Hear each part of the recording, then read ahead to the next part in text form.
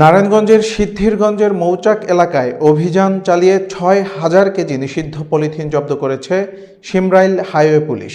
বিস্তারিত থাকছে SH মুন্না খানের প্রতিবেদনে। নারায়ণগঞ্জের সিদ্ধিরগঞ্জে পরিবেশ দূষণকারী ৬ টন নিষিদ্ধ পলিথিন জব্দ করেছে শিমরাইল হাইওয়ে পুলিশ। বুধবার রাতে ঢাকা চট্টগ্রাম মহাসড়কের নারায়ণগঞ্জ অংশে অভিযান চালিয়ে এই পলিথিন সহ একটি কাভার্ড ভ্যান আটক করা হয়।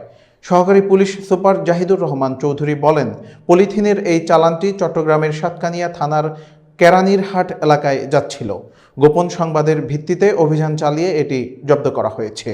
জব্দ করা কাভার্ড ভ্যানের চালক ও হেলপারকে আটক করা হয়েছে।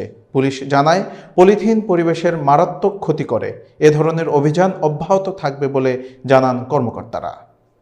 উক্ত সংবাদ প্রাপ্ত হইয়া আমরা মাননীয় পুলিশ সুপার সাহেবকে অবগত করি এবং পুলিশ সুপার বর্তমানে আমাদের গাজীপুর রিজিয়ন অতিরিক্ত ডিআইজি পদে পদোন্নতিপ্রাপ্ত জনাব আ.ক.ম. আখতারুজ্জামান বসুনিয়া স্যার নিজেই উপস্থিত থেকে এই অভিযান, তার সঙ্গে আমরা সঙ্গীয় সকলেই এই অভিযান পরিচালনা করে